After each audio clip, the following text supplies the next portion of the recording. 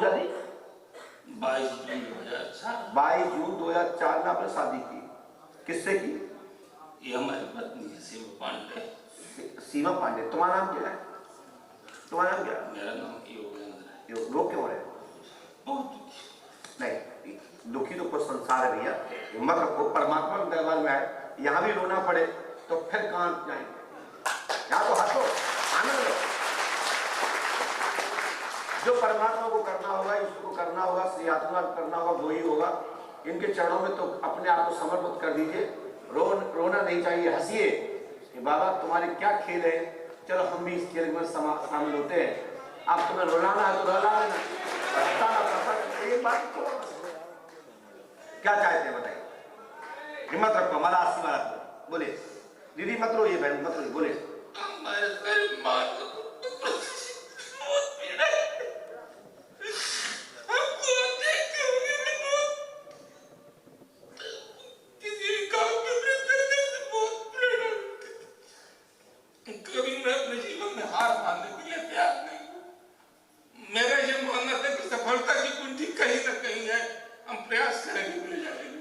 लेकिन हमें हार गई, इसके कारण सारा मार्ग हमको बंद लगता है। अब क्या चाहते हैं? हम ये चाहते हैं कि हमारे सारे मार्ग खोल दिए जाए। दीदी आप क्या चाहती है? संतान चाहती है। हमने लिखा, सुनिए, पढ़िए भैया। हिंदी आती है? नहीं आती, नहीं समझ आ रहा, हम तो लिस्टी में छोड़ देते हैं। बोलिए श्री हनुमान जी पंडोकर सरकार की। देखिए हमने लिखा हार्मोन्स की कमी है, गर्भाशय कमजोर है, डॉक्टर वंदना बंसल जी का इलाज चल रहा है। कहाँ का चल रहा है इलाज? गलत नहीं कर रहा हूं मैं? डॉक्टर वंदना बंसल का इलाज चल रहा है। 1 जनवरी 2022 में गर्भधारण होने का योग, लापरवाही करने पर 2024 तक यदि आप लापरवाही के क्रम में चलते रहे तो बच्चा नहीं होगा।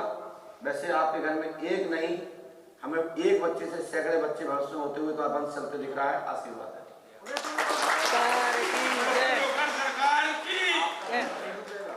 बस पंडोकर धाम 5 अमावस्या करें, लाभ होगा, आशीर्वाद है।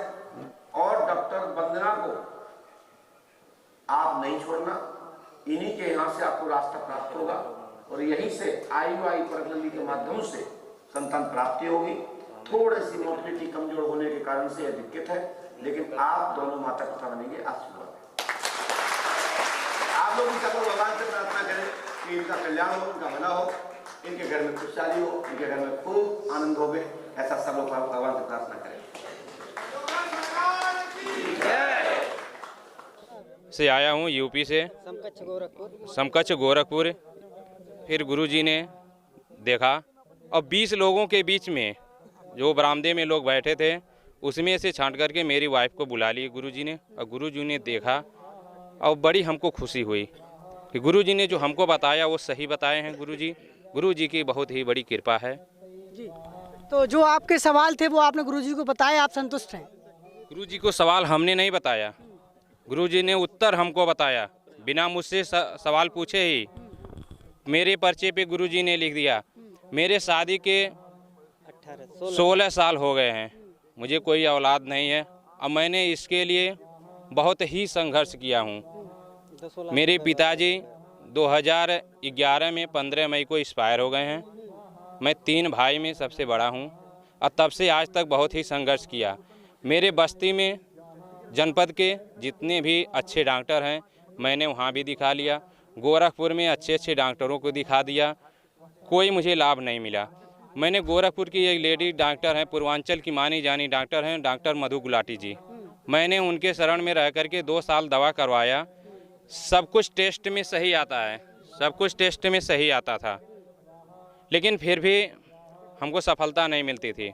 लास्ट में जाकर के डॉक्टर साहब ने जब ये चीज़ कह दिया कि बेटा मैंने अपनी सारी कोशिशें पूरी कर ली, अब आप ऊपर से कुछ दिखवा लीजिए, तब हमको ऐसा लगा कि हमको किसी शक्ति का या किसी मार्गदर्शक के रूप में हमको कहीं संबंधित, मतलब गुरु जी के शरण में भाई साहब ने हमको बताया।